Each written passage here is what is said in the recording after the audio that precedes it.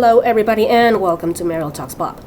In this new series of episodes, I will be talking about the Spice Girls solo careers, and today I'm starting with the one and only Emma Bunton, also known as Baby Spice. Back in 1999, the British electronic duo Tintin Out invited Emma, who was still working with the Spice Girls, to be part of their new version of the 1988 hit by Eddie Brickell and the New Bohemians, What I Am.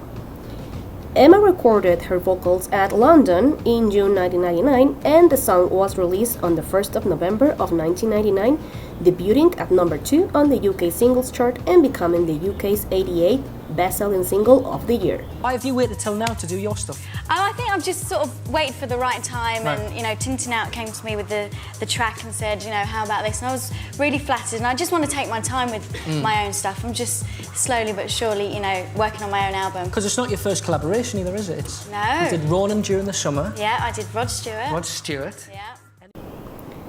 After the success of What I Am, Emma kept working with the Spice Girls for their third and final studio album, Forever, which was released in 2000. When the group decided to take an indefinite hiatus to focus on their solo careers, Emma Bunton got signed to Virgin Records and began working on her first solo album. Emma's first single, What Took You So Long, was released on April of 2001, peaking at number 1 on the UK singles chart and entering the top 10 in Australia, New Zealand, Italy, Ireland, Portugal, Denmark, and Romania.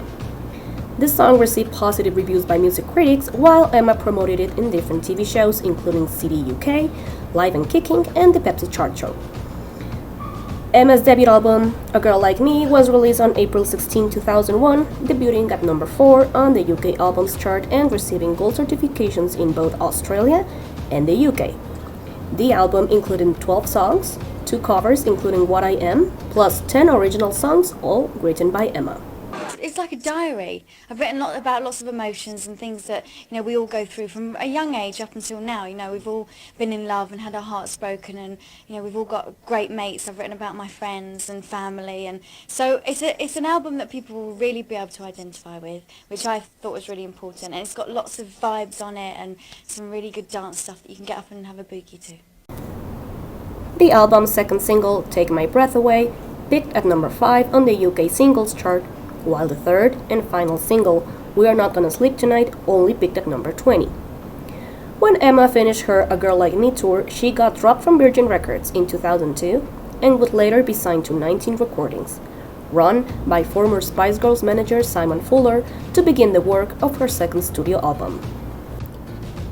In May of 2003, Emma's new single Free Me was released, peaking at number 5 on the UK singles chart and would also peak at number 4 on the US dance club songs. Her second album Free Me was released on February 9 of 2004, peaking at number 7 on the charts. This album was inspired by 1960 sounds such as bossa nova, Motown, and French pop, and would receive positive reviews by music critics, stating that it sounded more mature and had a very fresh and fun sound. The last album was 2 years ago, A Girl Like Me, and I really wanted to take time over this next album because I felt that I'd grown a lot. I was learning so much through time out, just hanging out with friends and family, and I started writing the album probably a year and a half ago, and I always talked about how I loved Motown music. It was just my thing. I was brought up with Motown music, and I thought to myself, I want to bring that liveness back, fantastic melodies, the way lyrics were written, and I wanted to bring that back and put it into this album. And that was a year and a half ago, so I know a few people have done the whole 60s thing, but this was a long time ago. The following singles, Maybe and I'll Be There, entered the top 10 in the UK, while the final single, Cricket Sing for Ana Maria, a cover song of 1968's Os Grilhos by Brazilian singer Marcos Valle, only made it to number 15. I'd love people to know me as an artist, and it's gone, I couldn't ask for any more. I've had some, fantastic hits as a solo artist, and again, the fans have been supportive the whole way through. It's been incredible, I've had number ones, and, all my singles have been top 10, so it's just been phenomenal, and I've had a great time doing it, so I couldn't ask for any more really. And my the last album was number 4, so I can only hope for just to be as successful and just have fun. In 2006, Emma was a contestant on the famous BBC program Strictly Come Dancing, where she ended up in third place, and a few months later would release the charity single for the BBC's Children in Need appeal, recording Petula Clark's 1960 song Downtown, which peaked at number 3 on the UK singles chart. Her third studio album, Live in Mono, was released on December 4th of 2006. It only peaked at number 65 on the UK albums chart, becoming her lowest charting album. The album's second and final single, All I Need to Know, became Emma's lowest charting single too, peaking only at number 60 in the UK.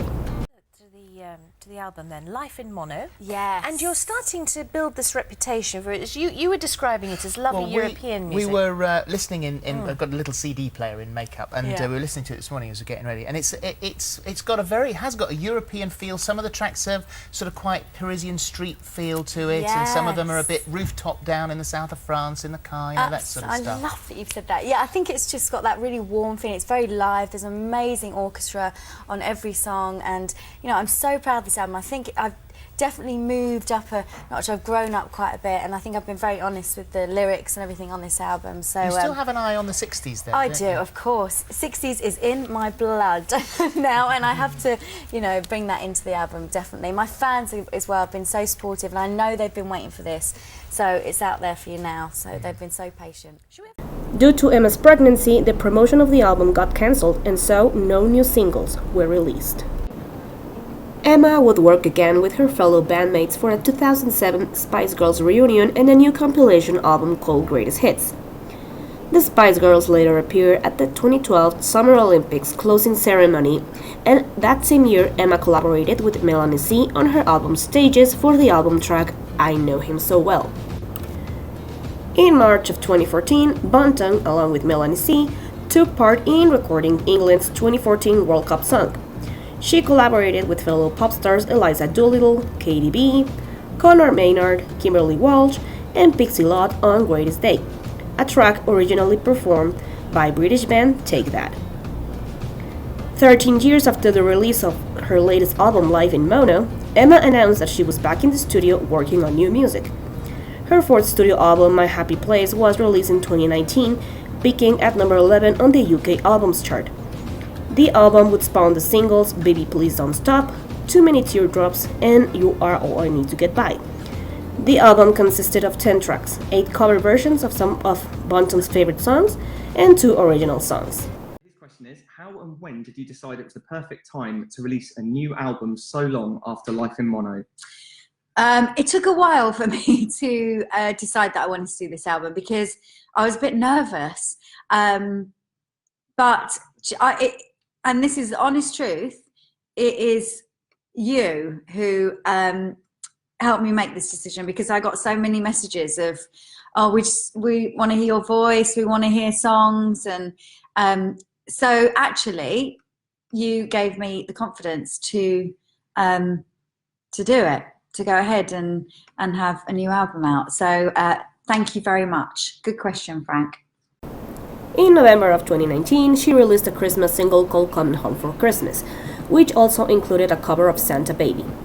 On December 6 of 2019, Emma performed her first solo show in over a decade at the Royal Albert Hall in London. The concert was a special one-off Christmas show that featured Bunton performing well-known Christmas covers, as well as duets on stage with Will Young, Matt Gross, and her husband Jake Jones.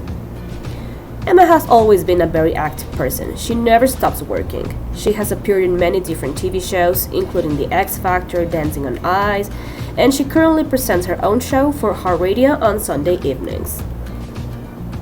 What are your thoughts on Emma's solo career? I personally love what she has done over the years. From her debut album, A Girl Like Me, to her latest, My Happy Place, she's been great. She's a great singer, songwriter. She's not afraid of experimenting with different genres. She's a sweetheart. I mean, we all love seeing Emma as part of the Spice Girls, but we also love seeing her as a solo singer because she has a lot to offer. And all I can say is that I wish she would release more music more often and not take so long to do it, because she's so talented and her music always puts me a smile on my face. So she's a great singer and such a talented songwriter too. So what are your thoughts? Let me know in the comments below. What are your favorite songs by Emma? Your favorite albums? My personal favorite is Free Me. And my favorite song, this one is hard, but I think Maybe is my favorite song by Emma. That song, I don't know what does it does to me. It always puts me in a good mood. So let me know. Thank you so much for watching. Don't forget to subscribe and give me a big thumbs up, and follow me on my social media, both Instagram and Facebook. You can find me as Mariel Talks Pop. Once again, thank you so much for your support, and I will see you next time.